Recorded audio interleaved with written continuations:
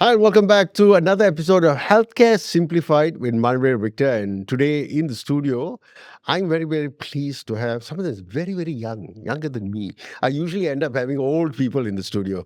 And, but now you're making me feel old. But we have Dr. Sean Thum. How are you doing, Doc?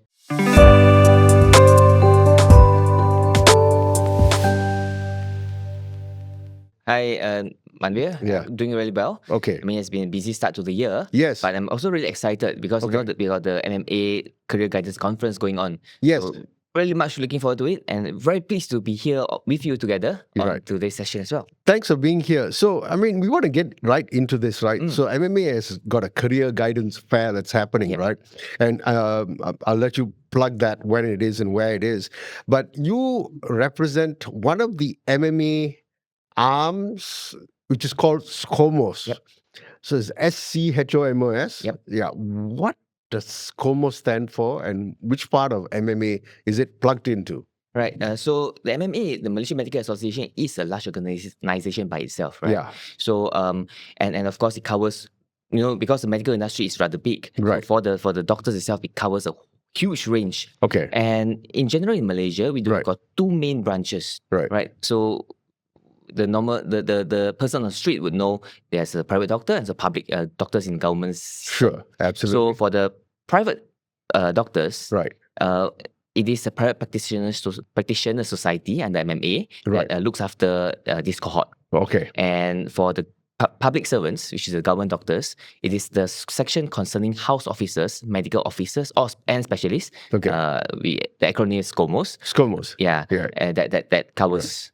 So you guys particularly take care of the public, so the doctors in the public healthcare system. Okay. This covers the hospitals, clinic kesihatan. Okay.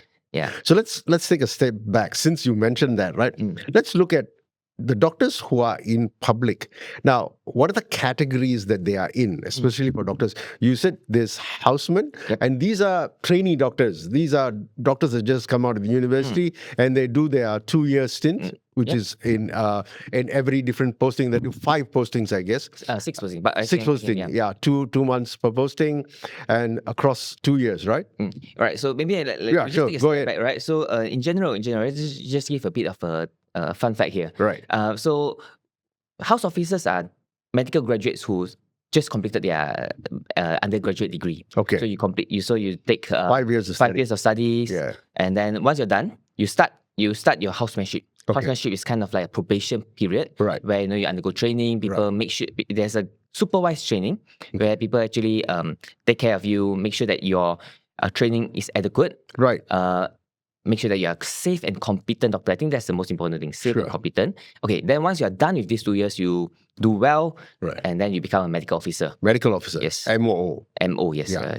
Short form is MO. And that position lasts for what, 2-3 years? Well, that position is not something that it's not kind of like time based. So it's not like after a few years, then you get upgraded. No. For you to attain your specialization, for you to become a specialist, you need to attain a specialization first. Right. We can talk about the specialization pathways. Right. So in Malaysia, we do have got the local universities. Okay. So Masters of Medicine program. Right. So if you want to be an internal medicine specialist, you want to be an obstetrician and gynecologist, or psychiatrist, you do have to sit through the Masters program. Right. This is a 4-year program. 4-year program. Yes. Alternatively, you can do what we call the parallel pathway. All right. So these are the training programs offered by other organizations overseas. So like, for example, the Royal College of Physicians in the UK, Royal College of Psychiatrists in the UK. Right. So these are programs that run in parallel. Okay. Right. And once you complete this, there's a period of gazettement, again, something like probation. Right. The one Sort of an on-job training. You've been training, you come back. Okay. Right. We need to make a distinction. Yeah. When you are undergoing the specialization training, it's not like you sit in the library for 4 years. Of course. It's also on the job also. Yeah. Because when you talk about health, of course. it's about the human touch, right? Yeah, it's not theory only, it's practical. You need to see the person, you need to speak to them, you need to do the procedures. That's how you train to become a specialist. Sure. And so once you are completed with this training, and then you become a specialist. Okay. So now you yourself, you underwent a parallel pathway. Tell us little bit about your journey. Right. So after I completed a housemanship, I started off as a medical officer. That time just happened to be COVID. So all of us were stuck for a little. Sure. But after COVID ended, I went on to my I enrolled into the Parallel Pathway program. Okay. So I started my training in the Royal College of Psychiatrists in UK. Right. I have not completed all 3 segments. All right. I only passed the first 2 challenges, first 2 papers. Right. But that's my journey. Okay, so you've got one more paper. Yeah, I mean, in theory, I have one more paper to go. Yes. And so you will specialize in psychiatry? If I pass Finish the paper, it. yes. Yeah, If I okay. finish it, yes. You're very humble. The thing is, I have switched to public health. Okay. At this moment, yes. Okay, you switched to public health. Yep. What is the distinction? What's public health? Everything is public health. So I think public health became the star of the show during the COVID-19 pandemic. Absolutely. Right? Yeah. So it used to be something that is a bit less well publicized or prominent. But during COVID-19, we all know. So a lot of decisions that had to be made. Who has to wear what mask? Right. Who can work from home? Who should not work from home? Right. Sorry, who should work from office? Who should or should not work from home? Yeah. And all of these decisions were made by people working in public health. Right. It's something really important because public health physicians actually work on the health policies of the country. Okay. And any of these decisions made will affect the whole country itself. Sure. 33 million Malaysians. Yeah. So that's the difference. Public health physicians may not be doing clinical work the majority of their time. Right. But the work that they do does impact directly on all of us, because it's our families, our people who are going to school, and so on and so forth. So now, let's get back to MMA, SCOMOS, and this career guidance fair. So where and when is it? Right. So the Career Guidance Conference will be happening on 8th to 9th of February at Amber Hotel in Petaling Jaya. Okay. Right. Right. And how do people register? I mean, do they register or just turn up? Right. So we can actually register at www.mma.org.my. That is the Malaysian Medical Association's website. Right. And you can also log on to our social media profiles where you can actually be linked to the website where you can actually submit your registration. Okay. So do people have to pay for registration? Is it free? What's the deal? Admission is free. Right. And we look forward to seeing as many people here as possible. Okay. So now this is the Malaysian Medical Association doing this career guidance. What's different about it? Has this been done before? What's the deal? Right. I think let me just provide you with a bit of the story of its origins. Okay. What the origin story of the career guidance? I think it's something interesting because back in 2020, let's go by this. We are doctors, right? So there are always people coming up to us and say, "Hey doc, my kids are in secondary school. They are going to complete their studies soon. What's next? How do they become doctors?" Okay. So there are a lot of people coming to us for advices like this, and we decided we felt that it may be beneficial for the population if we can actually bring together doctors to actually talk about how to do so. So we decided to come up with a conference, right? So Dr. Murugan Raj, who was the president-elect of MMA at that time, and Dr. Siwa Balaselratnan, who was the vice chair of SCOMOS, who was my predecessor, decided that, we should come up with a conference that can actually provide guidance to people wanting to go into this field. But when discussions went on, we realized that we cannot just limit it to doctors because the world is big. Right? Sure. And if we go really deep and just focus on doctors, it may not be the best. And also some people might not want their kids to study and become medicine. Anyway, so the discussion started expanding.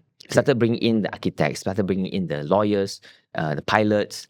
And it turned out to become an event where we brought in about over 20 professions to actually talk about how can interested students go into the next field. Okay. So that's how it started in 2023. Then 2024 we did one in Penang, supported by the Penang government. Very grateful for that. Okay. And now we are doing it here in KL. In KL. So this time, I was looking at some of the list of the speakers that you have. You've got a chef talking there as well. Yep. So it's a very wide variety of people. Yes, of Right. course. Tell us about that. So, Chef Arthur Lim, we have to thank, we have to note, make a note of appreciation to Chef Arthur Lim, who has been on board since the first edition and has been really, really supportive of our work. We want to make it as diverse as possible. Okay. Because, again, we have got 33 million Malaysians, and we talk about children in secondary school, people going in their pre-U courses. Some of them may not have settled on what they want to, explore. Yeah. So we feel that we want to make it. We want to bring in as many professions as possible. Okay. So that people can actually look at our itinerary and say, okay, look, I'm interested in doing engineering. I'm interested in doing architecture, going to cooking, right? Culinary skills. Yeah. They can actually pick these sessions and Right. attend. So we that's the most important thing, I think. Give people options Right. to choose from. So, because I mean, I've been doing this a number of years, and I found that, I mean, universities that I speak at, a whole bunch of students, very smart people who become doctors, and half of them leave the profession, right? So this is a very good thing that you all are doing as MMA, Malaysian Medical Association, having these discussions where parents can bring their children in, or the kids can come in by themselves, and they can explore, right? So where do you see this going for a person who walks in, this coming weekend? Well, I mean, the first thing to do is actually to look at our itinerary and also take a highlighter and mark up which interesting is interesting for you, right? And of course, sit in, prepare your questions, ask them, because I'm sure. Oh, our speakers are members of the said profession. Okay. So for the lawyers, we got someone from the Malaysian Bar Council to come in. For the pilots, we got someone from the Pilot Association, and more. So these are people with lived experience. These are people who has been in their field for a long enough period of time, and can be said to be an expert. Right. So if you are interested in knowing the nuts and bolts of that field itself, 100% encourage you to come in with your questions and ask as much as possible. And it is very interesting to me that you're having this, because there are a lot of education fairs. I'm just gonna give a very general thing. Education fairs, and at education fairs, you really have universities selling their products and services, their education courses. Here, you're not necessarily doing that. You actually have the pilot who's rocking up and telling you, I've got X amount, 10,000 hours of this, this is my journey. And so that you can then explore that and say, do I want to be a pilot? No, I mean, we aren't specifically coming out with certain courses, especially because they say, oh, you should go in for that. No. But it's more of providing an informed choice. Right. A lot of times, people like, I think we discussed this earlier, but a lot of people think they want to become doctor. Right. Or is wearing a stethoscope, wearing a white coat, so cool, Yeah. But they wouldn't understand what is the sweat, blood, tears behind the white coat. Yeah. We bring in doctors, we bring in senior lawyers to come and talk to you so that you can understand the journey itself. Yeah. Not just in medical school, but also in the career itself. Yeah. What's housemanship like? When you are a medical officer, what are you going to experience? How is specialisation training like? Right. So we are going to dissect every single part of this, so that people can actually have an understanding of what things are. Yeah.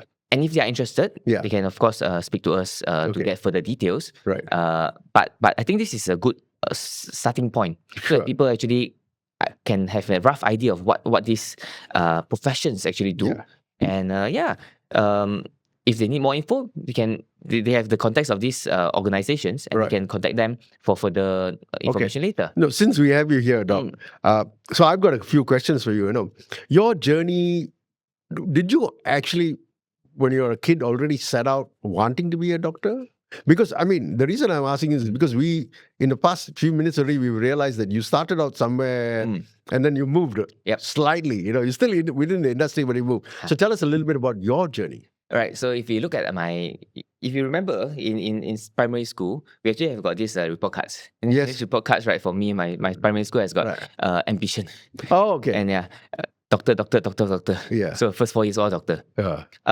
So being a doctor is something that I have always wanted to be because we call it a calling. Yeah. I say I want to be of service of people. I like the word that you use. It's a calling. Yeah, I believe sincerely it is a calling. Yeah, Okay, go ahead. Then of course, I managed to become a doctor. Yeah. Managed to go into medicine and stuff. One key point, one pivotal point for myself is 2016, the contract doctor system. Okay. So I graduated in May 2016, Right. and I had to wait for 1 year. Previously, it was much shorter, about 3 months. Yeah. And then you go into you start housemanship. But for me, I had to wait for 1 year because of the contract system, because of the policies that the government made, Right. that led to a glut of medical graduates, and we couldn't have enough jawatan or positions to actually go in. Yeah. So that period of time, it was a wake up call. It told me that actually medicine isn't just about seeing patients. Yes. It's also a lot about policies that the country make. And we can talk about social determinants of health, how every policy affect a person's health. Right. But specific for me, that was a wake up call. I'm someone who was very, very interested in the field of psychiatry and mental health. Okay. And I went into it as well. But in psychiatry, you also realize that the patients that you meet are very much affected by the things that around there's Environment. The environment. Yeah. So it could be a workplace, it could be the family situation. It affects them very much. Sure. So it came to a point where I felt I may, and of course COVID-19 happened. Yeah. So that was all the period of time where I kind of like was swayed, and when opportunity came for me to switch, I made that jump To public health. to public health. Yes. Yeah, and it's very interesting. So that this pathway that you're on, and part of the career guidance that you all are doing as MMA, it's very good because it's allowing people to be able to do what they like, Yep. and what you like today, and what 3 years, 4 years down with more experience and wisdom, we hope that you pivot and you're able to move. And so it brings me to this question. At your career guidance fair, we're not only talking about doctors, we're talking about lawyers, architects, engineers, pilots, but within the sphere of healthcare, there is a large variety of specialities that people will be a radiographer, can be so many things. How's that being taken care of at this career fair? Well, maybe we have gotten representatives from the Malaysian Dental Association, Malaysian Pharmacy Society. Right. These are groups which can actually provide an insight, because people might be interested in becoming dentists or pharmacists. Right. These places where they can ask also. Yeah. We do our best to get as many as possible, as many professions coming as possible. Yeah. Unfortunately, we do have to curate it a Sure, little of course, because of timing, concerns. Yeah. But one of the things that I was speaking to Dr. Siwabala about is that perhaps as we go along, of course, we want to improve the modality as well. So one of it could be perhaps next year we have a specific healthcare cluster. Right. We can have a specific engineering cluster and so on. Sure. So that we can be within that one cluster itself, we can be even more diverse. Okay. That's something that we would look forward to improve in future editions. Yeah, that's a very good idea. I have a suggestion for that, is to have an area where patient advocates can start to build on it, because the importance of having a patient advocate is the fact that you have a person with a lived experience on the other side of the table from you. And what is important about patient advocates globally is these patient advocates are also lawyers, engineers, astronauts, or whatever they are. And they bring that mindset that out from their industry, that specialty, and they look at things from a different sphere, and they go like, for instance, a person who is in project management would look at his journey in the hospital and they go like, hey, this could be faster, this could be better. And for someone like myself as a patient advocate, I've seen that when we utilize things in a hospital, you look at a hospital and you look at an airport. I'm flying, and the seamless journey to get onto the plane, but the journey with a lot of hurdles to see a doctor. Yep. Yeah. But it's a journey nonetheless. So it's different mindsets that Totally, it 100%, takes. 100%. Because when you come out with a product, you kind of want it to be tested by the customer. Yeah. And the customer in a healthcare setting is always the patient. Yeah. How a patient gets, from a patient from their home, get to the hospital. Yeah. And you find parking, get the QR for the line, get the number, Right. wait for a doctor. Yeah. After they see a doctor, then you wait for the Yeah. take the blood, take the medicine, Right. go home. Yeah. The journey from home to home is actually quite difficult. Yeah. And we obviously want to do our best to make it easier. And Yeah. the best way is to do it by getting patient advocates. Exactly. Yeah. And I give this example of the airport because when I'm traveling, I'm excited. When I'm going to hospital, I'm not. You understand? Yeah, Because you're sick, you're feeling unwell, whatever your body condition is. So standing 10 minutes in a line to get on a plane and standing 10 minutes to wait to see a doctor, completely different things. Yeah. it's completely different things. So this is where I think the mindset has to shift. And definitely next year or in future. Fantastic point. I'll feed this back to the organizing committee. Yeah. And we definitely look into this. Yeah. I think it's fantastic. I think this is something that we really should put into. Yeah, because I think we all want to improve the system. Improve the system, and the best way to improve the system is from like you said, from the consumer's point of view. Yep. So, what advice would you be giving to people who are coming in this coming weekend and able to look at maybe being a radiographer or different areas within healthcare, or working in the lab or microbiologist? How would they be able to come in here and learn about these different sectors within healthcare? Don't necessarily have to be a clinician seeing patients, but doing different things. So I think the most important thing is register first. Okay, okay. And turn up on the spot. Yeah. But I think we do have got segments where there are questions that can be asked. Right? Okay. So the prepare questions and just let it rip when the time comes. Okay. That is the most easiest way, the most direct way that you can obtain from it. But of course, there are always places where we can actually speak to. There are always avenues, speakers are not going to just be speaking on stage, right? Yeah. So once they are down, they will mingle around the crowd as well, and there are some time for you to actually approach. If you are too shy to speak to stage, you can always talk to them on the sides. So the format is going to be there. Obviously, speakers standing up on stage and talking and all that. But there will be a section where there's either Q&A or people can meet one-on-one kind of a thing and ask some questions. Well, it's not formally placed there. Okay. So let me just tell you what the itinerary looks like. Sure, actually. go ahead. So one point, we're going to begin with a keynote speech, right? Okay. Who's giving that? By the president of MMA, right? Dr. Arasu, and we are going to move towards a panel discussion on the future of jobs in Malaysia. Okay. Now this is going to be The panelists are going to be Talent Core, HRDC, Malaysian Employees Federation, and MIER. Right. So now after everyone sits for the panel session, and for usually we have a set of structure. So after everyone speaks, then there will be Q&A. Okay. And right. Okay. So that's the first part where you can ask your questions. Right. And subsequently, when people, there's tea breaks after that, and then when speakers come down off the stage, that's when you just you can call them and ask them. just have a quick chat. Yeah. And then subsequently, it is all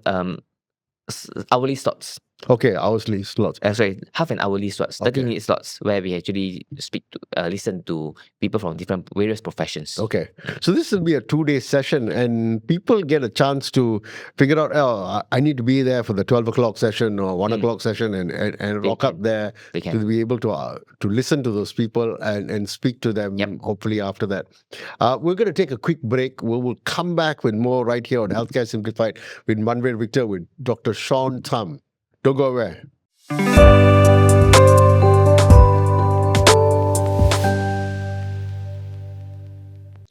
Hi, and welcome back to Healthcare Simplified with Monroe Victor. In the studios with us here today, we got Dr. Sean Thum, who's with us talking about this MMA Career Guidance Fair. And it's again the 7th and 8th of February? 7th and 8th of February. Yes. Okay. And that's at M World Hotel in Petaling Jaya, yes. Yeah, we'll drop a link to it right here as well so that y'all can go and register.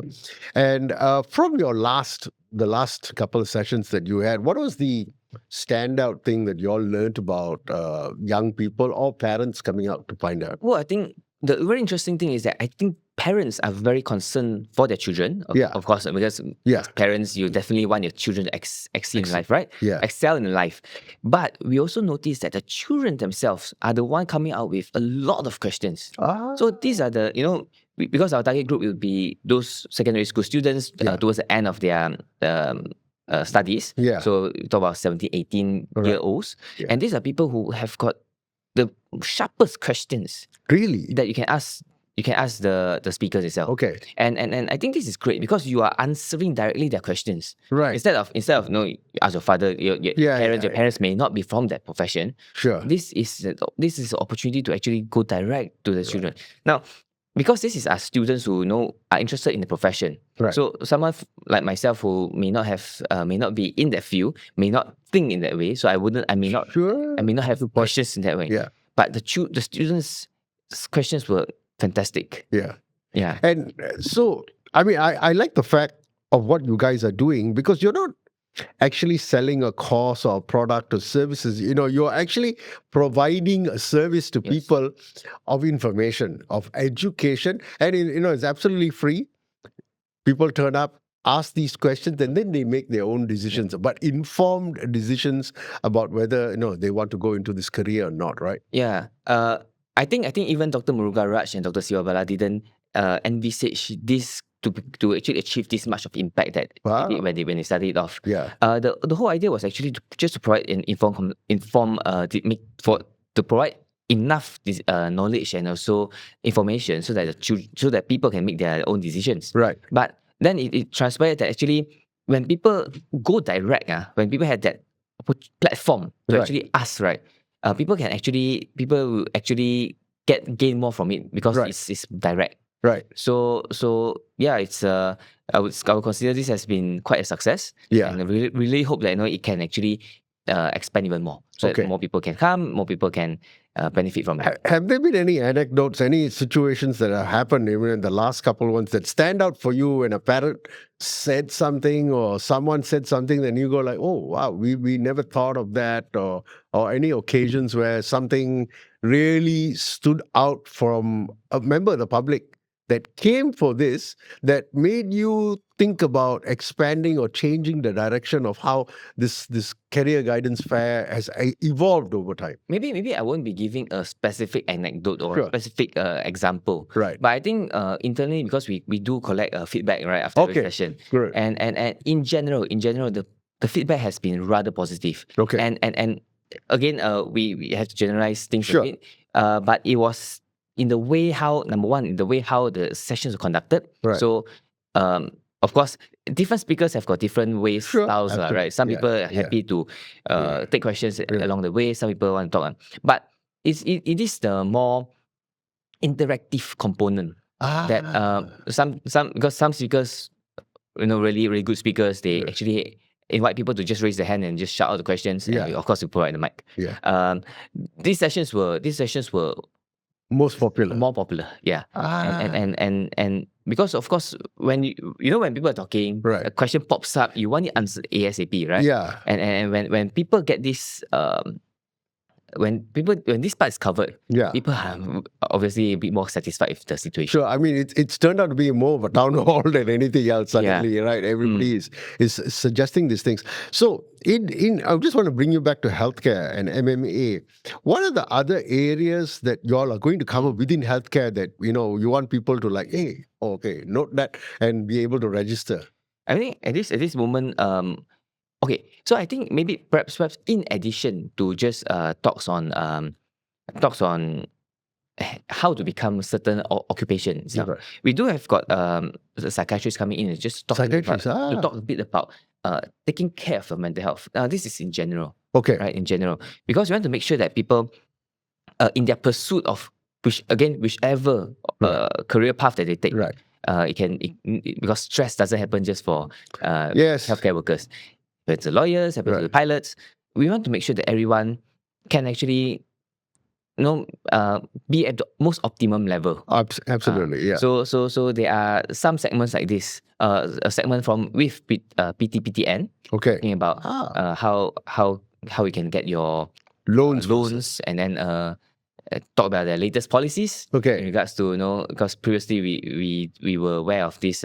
If you get a first class honors degree, Right. the loans will be waived. Right. So it's for PTPTN to actually come to talk to us about I their policies.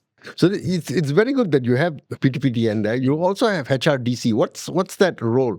The Human Resource Development Corporation, right? It's more about training itself. Okay. So there are certain organizations which actually provide trainings, Okay. so that people can actually pick up skills along the way.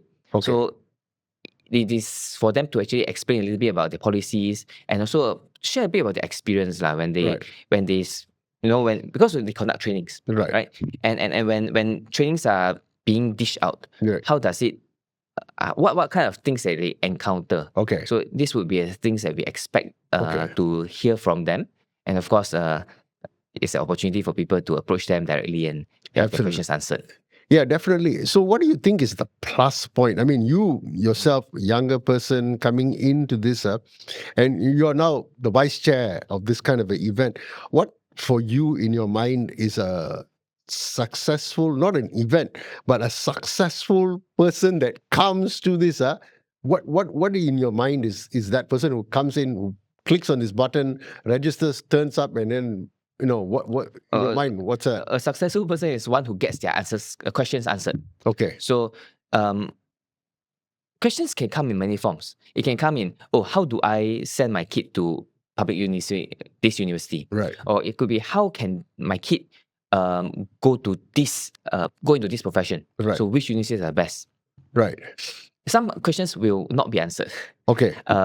Which university is the best? Yeah. Or this definitely comes down to personal preferences. Sure, comes down of course. to what the person is able to go to, right? But someone who is able to get the general direction of where they want to go to, right? Like so someone comes in and say how to become a doctor, and then we'll answer them. You need to. This is a pathway that you need to take, and then we show them. We provide them a bit of the insight through the career, right? And after the session, anything that they feel that they still need some additional points, they can ask.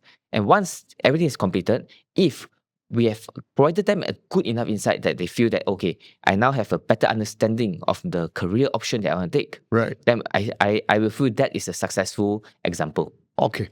Will these organizations like the Bar Council and HRDC, will they be booths there by them so that after you speak, are people going to be able to pivot to that place and go there for answers, or is it going to be just the speakers who are going to be representing? What's right? Yeah, there will be some booths available there, but the whole list. It's not available at this moment. Yeah, sure. I mean, it's constantly evolving. I mean, for the chef, let's get back to the chef, because this is a very interesting thing to me, right?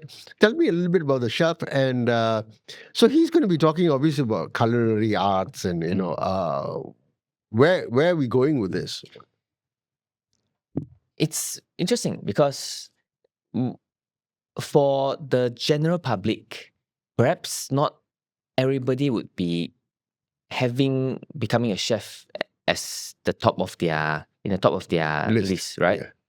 Yeah. Mr. Arthur Lim is a very excellent chef, and also very interesting person. Okay. Who will paint a picture of what being a chef constitutes. What is the art of cooking? Right. And if someone is interested in this, what's different? What's the difference between cooking for fun versus cooking professionally? Sure. We feel that it's something that would be useful. Yeah. Especially when a lot of people, because cooking itself is something that we all do.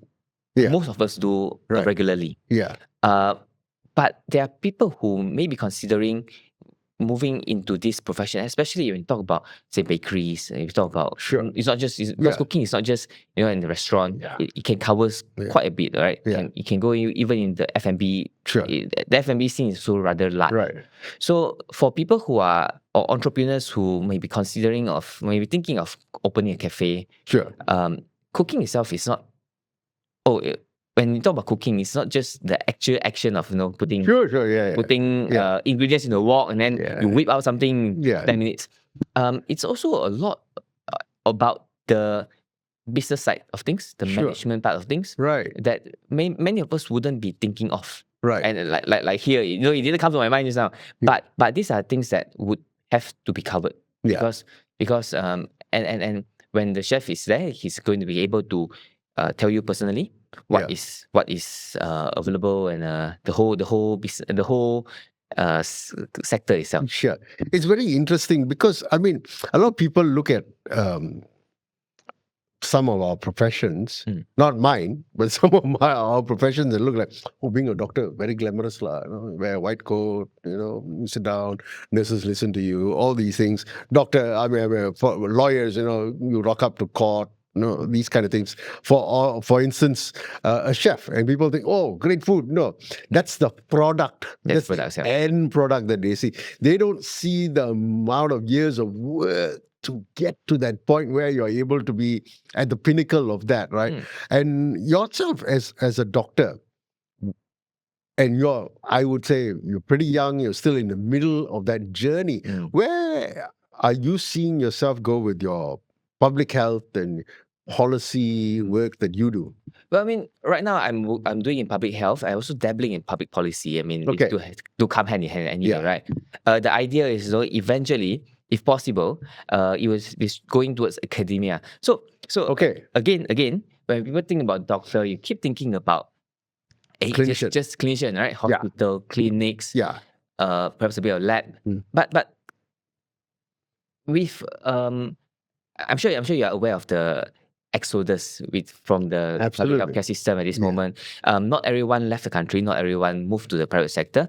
Quite a number of them actually go into various non-clinical positions, I would say. Okay. So these are positions where they actually do quite a number of things. They can be in the labs itself, right? So they may not be practicing clinical medicine, but they do laboratory work. Right. Some people move into the academia, where they do research. Where some people go to think tanks. Some people move into different corporate jobs. That can provide this. So the whole idea is that medicine or any other professions in a sense, your degree is a passport, right? Right. A degree is just a passport for you to explore other paths. And some people are happy with the core job, the main job that they do, and that's completely fine, very good.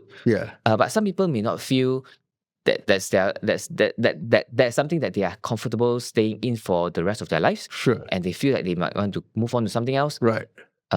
It's very much okay, and to know these options at the beginning of your journey is very good.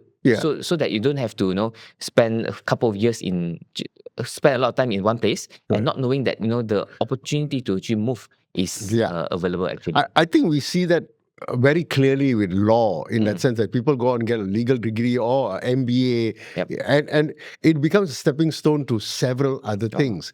Unfortunately or fortunately, medicine has always been, I study for 5 years, I do my housemanship for 2 years, I'm stuck.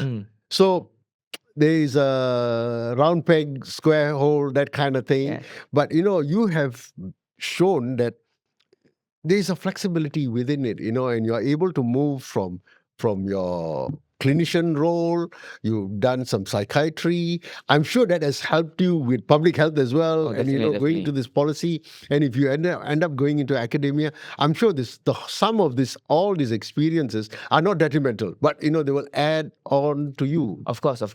One other thing that you mentioned that I think it's very important to bring up is that it's not just moving different career paths, right? Also within the career path itself, there are a lot of things that we are not aware that has to come together in the whole package. So like earlier we mentioned about the chef, right? So the chef is not just about the cooking, not just the product, but also running the whole restaurant itself. For doctors itself, It's like, for example, if you're running a clinic, if you open your own clinic, Yes. you are the CEO of the clinic itself. Yes. So you have to, how do you manage your staff? Yeah. How do you manage inventory? All these things do have to come in play. Yeah. And if someone is just someone just only have the knowledge from medical school itself, it may not be enough for them to properly run a business. Yes. So these are really important parts that have to have. I think this is, you hit something absolutely right that I wanted to bring up as well, because we find a lot of people, very smart people, go through the entire high school education, very smart, get a scholarship, end up being a doctor 7 years down the line, and suddenly find themselves, I don't want to do this in a clinic. I don't want to work for the government. I want to do myself. I go and open up a private practitioner, right? And suddenly, I'm running a business. For the past 20 years of my life or 25 years of my life, this is not what I learned. I learned how to treat a person across the table. Suddenly, I'm running a business. I have to pay rent. I have to get loans. I have to make deals with pharmaceutical companies. And this is, no one taught them that. Whole new work. Yeah. And also some people, if with social media, all the rage right now, people are moving into podcasting. Yeah. We are on the podcast now. Yeah. People are into TikTok. Yeah. It's a whole new skill. Yeah. Completely different skill. Yeah. Some people take it like fish into water, water. But some people do need a bit of training, need a bit of awareness that this actually exists, and you actually need to learn. And this is where a lot of courses are required as well. Okay. That's fantastic. Well, thank you for coming back on the show to talk to us about this MMA career guide. Let's plug it one more time. It's happening 7th and 8th of February. Where? In Amber Hotel in Petaling Jaya. Right. And looking forward for everyone to come over. Yeah. So what time does it start? What time does it end? It's from 9 to 5? Yep. Let me just double check this. It's from 8:30 until 5 p.m. Okay, so 8:30 to 5 p.m. over those 2 days, 7th and 8th of February. We're going to drop a link here in the comments as well, and so that you are able to go and register. Of course. And one message, one thing that you want people to remember about this event. I think for you to come over here, I think the main purpose of us coming out with this career guidance conference is so that you have a direct link to the experts from the various career fields for you to ask your questions. So be prepared, get your questions out, and then hopefully you get the answers that can help you make a decision. Okay. Thank you so much, Dr. Sean Thum, for being here with us. That's it for this episode of Healthcare Simplified with Monroe Victor. So if you're looking for somewhere to find out about what's next for you or your children, that's the place to go. We're going to drop the link here. Thank you for being on this show, Healthcare Simplified with Monroe Victor. See you soon.